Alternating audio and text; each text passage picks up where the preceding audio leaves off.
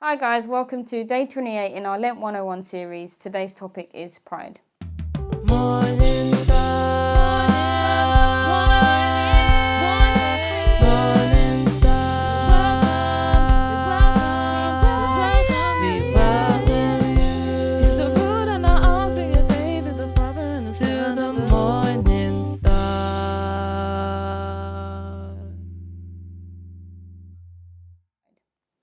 So I'm going to jump right in and just say that pride is a lot of things. So it can be anything from sharing, humbly being proud of your accomplishments and your achievements, but it can also range to letting your friends or family suffer because of your pride, putting your achievements above someone else's, using pride to let others down. It's quite a big spectrum. But I want to specifically focus on having an excessively high opinion of oneself and one's importance. So we're going to focus on what the Bible says about pride, and then we're going to sort of break this down a little bit and go into what some of the downfalls are. Romans 12:3 says, "For I say, through the grace given unto me, to every man that is among you, not to think of himself more highly than he ought to think, but to think soberly, according as God hath dealt to every man the measure of faith." So here Paul explicitly tells us that we should not think of ourselves more highly than we ought to. It's one thing to have great self-esteem and humbly acknowledge our strengths and humbly acknowledge what we're good at and our achievements. And it's another thing to overestimate ourselves and to think that we're better than everyone else. The key difference here would be the attitude. So one outcome, the first, would stem from humility, and the second outcome would stem from boastfulness and being arrogant. I'm sure we've all experienced people who think they are too good or think they're better from us, and it is quite off-putting. So for me, maybe the same for you. Pride and arrogance is really off-putting. It's a real turn-off. I'm sure some people might agree, but I'm yet to understand what the appeal is in being prideful and being boastful and arrogant. 1 Samuel 2:3 says, "Talk no more so exceeding proudly. Let not arrogancy come out of your mouth. For the Lord is a God of knowledge, and by him actions are weighed." So again, we're advised not to speak proudly, and arrogance isn't to come out of our mouth. And the end part is just looking at the fact that these actions are weighed or judged by God. So regardless of how we see it, it's wrong and we shouldn't be doing it. The Bible also covers the downfalls of being prideful, and I'm going to use Proverbs chapter 16 verse 18 to look at this in a little bit more depth. The verse reads, "Pride goeth before destruction, and a haughty spirit before the fall."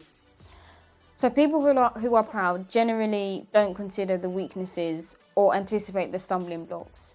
And that's because they literally tend to think that they are above correction and they can't go wrong. I think it's really funny and somewhat ironic how people who are really proud don't know that they're proud, but everybody else does. An example of this might be you have a lady who has misplaced her bag, and then she starts shouting and raving to everyone about how someone's stolen her bag and everybody's jealous of her, only to find that she actually left her bag in the toilet 3 hours ago. And I think this is what is meant when we say pride comes before the fall. It's that you have that initial raging, embarrassing, shouting and screaming everywhere, and then you have that, "Oh, I'm actually wrong, let me go hide myself" moment. So yeah, a bit embarrassing, but it's sort of like a two-step process. So you have the overarching dramaticness, and then you kind of are like, "Oh, actually have to swallow my words a bit." But all in all, pride is a really terrible thing, and it deceives people. I think it's a form of deceit. Obadiah chapter 1 verse 3 says, "The pride of thine heart hath deceived thee. Thou that dwelleth in the clefts of the rock, whose habitation is high, that saith in his heart, Who shall bring me down to the ground?" So this verse can definitely be applied here, as being proud can deceive someone or deceive people. And that's deceiving people into thinking that they're less than, or deceiving people into thinking that other people are better than them. This has been a short sermon on pride. I hope that you have enjoyed it and that you are plodding on in this Lenten journey. We are over halfway through now, coming to an end. And as you go about your everyday lives, I hope that you would take the time to reflect on what being prideful and being proud actually means, and how detrimental it is for other people, and the impacts of how being proud can make other people feel, and how make other people feel small. And even if we're not necessarily proud people as a whole, let's also reflect on the moments where we have been proud, and see how we can rectify that.